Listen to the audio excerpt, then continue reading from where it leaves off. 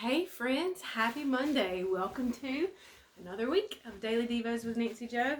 Getting myself all settled here and ready to go. So we are picking back up into our study of Psalm 1. If you have our Psalm 1 book, we are going to be picking back up where we left off last week in day 10, and we're in the Still Taking It Deeper section. So just so you know where we are, if you want to follow along. If you don't have a Psalm 1 book and you would like one, you can order them online at the website. That's nancyjoe.org. You can go to the shop and you can find them there.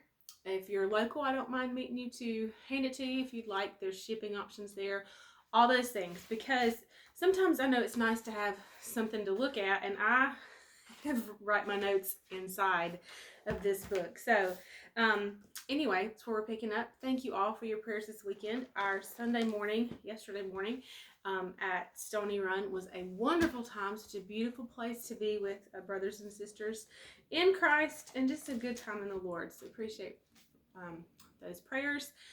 Now, on Saturday for our live, we talked about I know my Father's voice, and I won't listen to another voice. And I know that sometimes there are a lot of us have things going on in our lives where we really need to hear the voice of our Father. And the enemy, Satan, of course, would have us be terrified that we are going to miss his voice, or that we're not going to hear his voice, or that we'll make the wrong decision listening to the wrong voice. Well, all of that is Satan.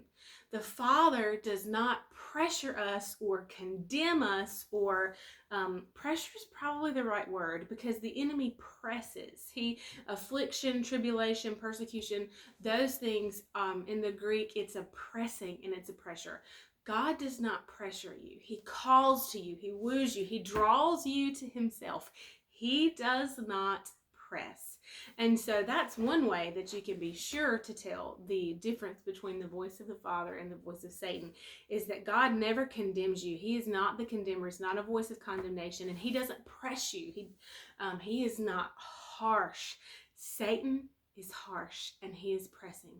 And anytime fear is involved, if you're afraid you're going to make the wrong choice, or that you're not listening to the right voice, or if there's fear involved, not of God, that is of Satan. And I plug here, because it's about fear, the latest blog is up on the website. So again, go to nancyjoe.org. You can find the blogs there. And that one is on 2 Timothy 1:7. For God has not given us a spirit of fear, but of power, love, and a sound mind. So we send that spirit of fear back to hell, where it came from. So we can hear the voice of our Father, the voice of the Good Shepherd. And not only can we hear it, but we can tell the difference between his voice and the voice of Satan. If you're a parent, or if you're a child and you have a parent, so that would include everyone, you know the voice of your parents. You know the voice of your mom and your dad. In a crowd, if they called your name, you could pick them out. In the same way as a parent, if your children call your name, it doesn't matter if there are 15 other kids saying mom or dad, you know the timbre of your child's voice. You know their voice. I remember as a new mom, Joseph was not, if he was 6 months old, I'd be surprised. But I remember I heard a baby crying, and I was like, it's not Joseph. We were out at the store. My mom was with Joseph and I, and she had him, and there were other babies around, and they were crying, but it wasn't Joseph. I knew it wasn't Joseph. And then all of a sudden, another one started crying, and I knew immediately it was him. We know the voices of our children, just like we know the voices of our Father. So I want to encourage you again today, kind of reiterating from Saturday, is that you do know the voice of your Father. And you can hear the voice of your Father. And you can tell the difference between the voice of your Father and the voice of Satan. See, Satan brings confusion too. Oh, you don't know your Father's voice. What if this is him? What if this is God, and you're going to miss it because you think it's not? Those things are from Satan. He's the pressure. He's the fear.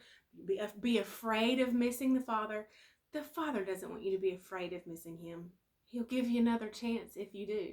So fear, any of the pressing, that all comes from Satan. And you can tell the difference between the voice of the Father and the voice of the one who hates you, the voice of Satan himself.